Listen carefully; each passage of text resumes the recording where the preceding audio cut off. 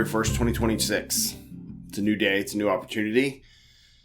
And I want to talk about 7 books that, one, I wrote, so a little self-promotion, but also that have prompted me to improve myself, that I've come back to in 2025, that have given me motivation, insight, perspective, and faith.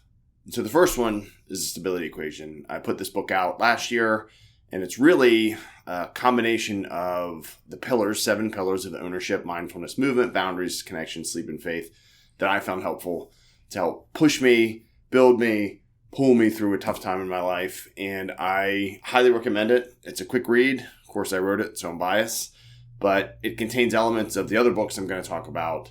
And really what it is a practical guide of if you're in a tough place, if you're feeling anxious or depressed or lost, or you're in midlife, or you're young and you think you aren't where you're supposed to be, this can help you start. And the first of the pillars that I talk about in that book is ownership. And if you've ever heard of Jocko Willink, you know that's his big thing. But ownership goes beyond him and before him, and he's one to say that. But the first book I'm going to talk about that's not mine is from him. And it's not extreme ownership, and it's not the dichotomy of leadership.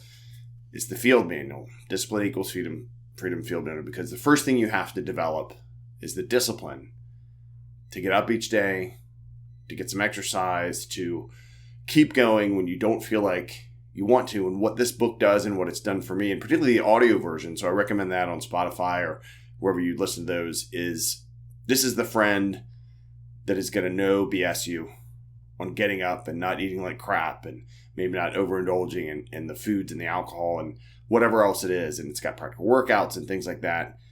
But this is a very no-nonsense guide, a place to start. And it's a good builder of mindset, and I highly recommend it. The second are 2 books together, but the concept is the same. The first is about Wim Hof, and the second one is What Doesn't Kill Us by Scott Carney, who's trained in Wim Hof in both breathing and cold and doing hard stuff. And that's the essential of these is you learn Wim Hof, and if you know about him, there's a breathing technique where you breathe in and out 30 times. You do that 3 times. You hold your breath. I do this very often. I believe it's helped my lung capacity. It's also helped my mind, because even sitting on a couch when you're holding your breath, it's you against you. And then the cold has helped mold me, shape me, push me, right? And Scott Carney talks about that. He's also done some other amazing things. The cold is the great equalizer, right? It's kind of like pull-ups in water. Pull-ups are very hard. A lot of people can't do them. Water, some people can't swim. They get nervous in it. The cold makes your mind go crazy, whether it's a cold shower or a cold plunge, and I do both. But it can also reset you. It can shock your system to reset. And don't just jump into it. Start, shower a little bit colder. Don't just jump into 32-degree water. You have to build it up. What I found for me, in addition to the physical benefits of reducing inflammation and just pain, right? You're sore, I do jiu-jitsu, I lift weights, slept wrong, hurt my back, whatever. You're in the cold. It's just like an ice pack. But I sit there and I control my breath more, right? I control my mind more. I can look out for me into the woods. That's where my cold plunge is, as I look out on the mountains, which is nice. But even in the cold shower, right? Everything in my body says, get out, get out. But afterwards, I feel refreshed. I feel invigorated. And that's what I want for you, because it's an amazing feeling. You will find through the Wim Hof breathing, through cold exposure of some level, that you're able to push yourself a little bit more, that you're also able to calm yourself down when you feel like you can't. You can control your breath more. If you start to breathe and you get nervous about a situation, breathing techniques, being used to being in the cold when you have to slow your breath down, helps in every other aspect of your life. Stress at work, stress at home. Doesn't make you perfect, but it does make a big difference. The other book, and I do talk about this in the stability equation, is Lost Connections by Johan Hari. And I bring this one up, not all the books that I talk about in that, because it's 2026.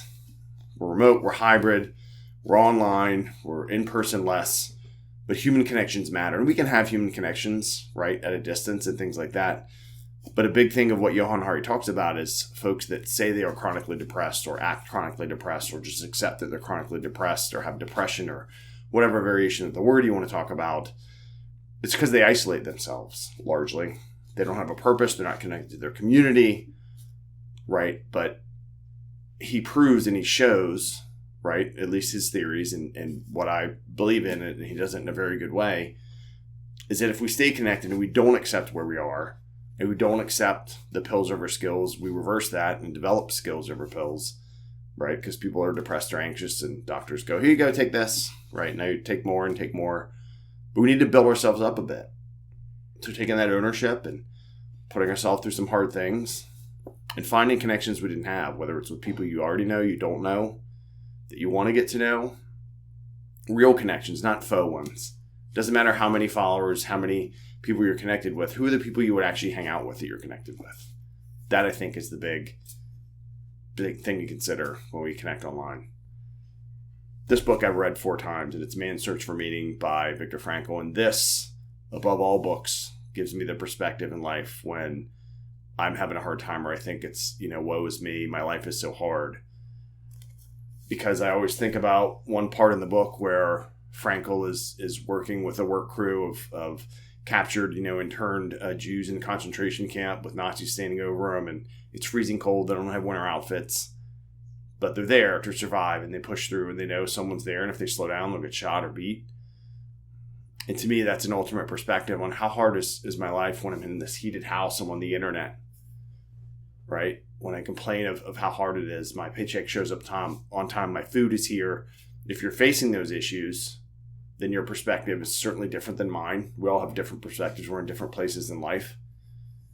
Man's Search for Meaning helps give insight. It also gives insight into keeping and having your faith when you're in the worst of situations. I mean, Frankl's whole family was killed. He went to 4 different concentration camps thinking you're going to die each day. And then he made it. And then he shared his experience and he shared his perspective. And it's an extremely eye-opening and powerful book, just not only in the way it's written, but what it's about and what he talks about. And then he develops a whole thing called logotherapy, right? That is about the human experience and finding that meaning. And he quotes Nietzsche about, those that have their why can figure out any how.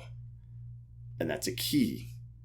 Why? Why do you want to change? Why do you want to do something different in 2026? Why do you want to not do something different? Right? And then how are you going to do that? How are you going to get the resources? How are you going to make the time? We all have time to get things done. And then I would be remiss if I didn't mention the Bible. I have the Amplified Bible, which I heard about from Joyce Myers. It's kind of like the Bible for dummies for me, is what I call it.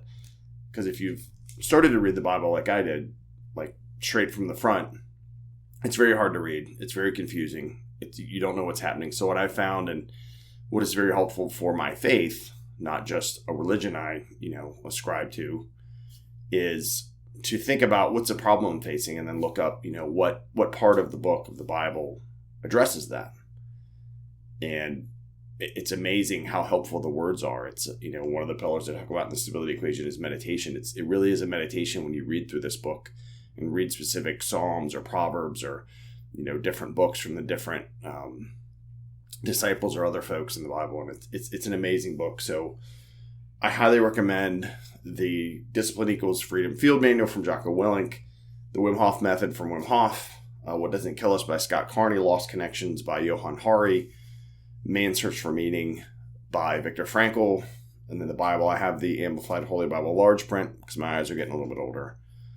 But these are just books, right? These are books that will give you information. They'll bring emotions up. They'll give you thoughts. But the action is completely up to you. It's the first day of a new year, and this is the time for you to take that action, for you to decide, I'm going to get a new job. I'm going to get in shape. I'm going to get healthier. I'm going to stop doing these other things, right? Because change isn't just what we're going to start doing. It's what we're going to stop doing. I know I have missed my list of things that I'm going to keep doing and build on, and things that I'm going to try to improve on or stop doing. And I talk about that in the stability equation as well. If you're interested in reading more, it's on Amazon, paperback, hardcover, ebook, and audiobook, The Stability Equation, 7 Pillars for a More Balanced Life. You can listen to me and guests that I have, particularly this series that's coming up through spring on the New River Valley in Virginia of the People Process Progress podcast. I have the People Process Progress YouTube channel, which is where you're watching me right now, so thank you. Subscribe and share if this helped you, if it helps others. Workout videos, jiu-jitsu after action reports, cold plunge, so you can get a sense of what it's like going through that process. And I'm on Twitter and Instagram, or X and Instagram, I guess, right? It's been X for a little bit now, at PannellKG, PANNLKG. I wish you all the best as you start this year.